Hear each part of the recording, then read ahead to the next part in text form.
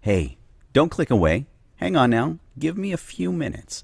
I want to show you what God has revealed to me during my recent trip to Kenya, Africa. I was given the opportunity to spend a week working with the Prelimo Academy in Eldoret, Kenya. After leaving Eldoret, we drove to Nairobi, where we met Charles, who travels all over East Africa with the Guardian Foundation, bringing the gospel wherever he goes. While in Nairobi, Charles took us to Kibera, one of the largest slums in the world, to meet some other men of God that minister to the needy people in the slum. As a Westerner, walking the narrow dirt paths of Kibera with Charles in lead and 2 soldiers escorting us, I immediately had a great appreciation for home. Forget politics, sports, technology, and other day-to-day topics that we focus on so much in America.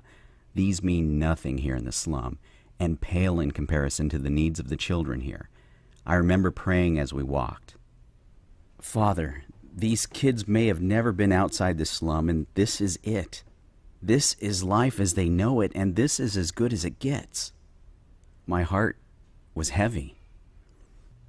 We meandered between the rows of mud houses with tin roofs, dodging flying toilets and jumping the raw sewer trenches that ran through the narrow pathways.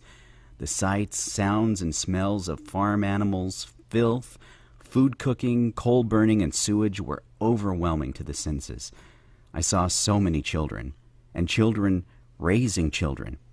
I found it difficult to keep my composure.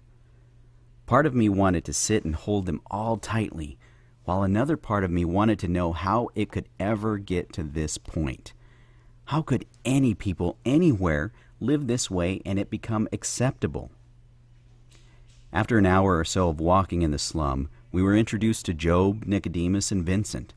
These are men working for God by pastoring churches with schools that minister to the poor within the slum.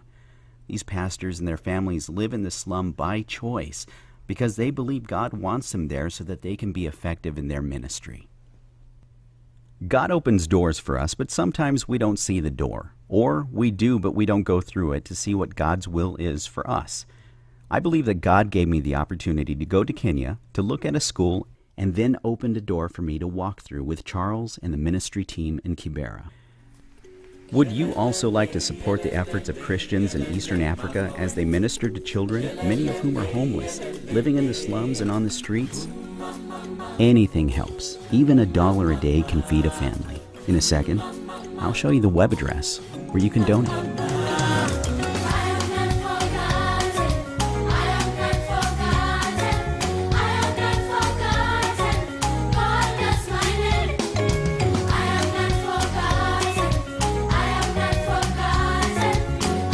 Is God speaking to your heart to become involved?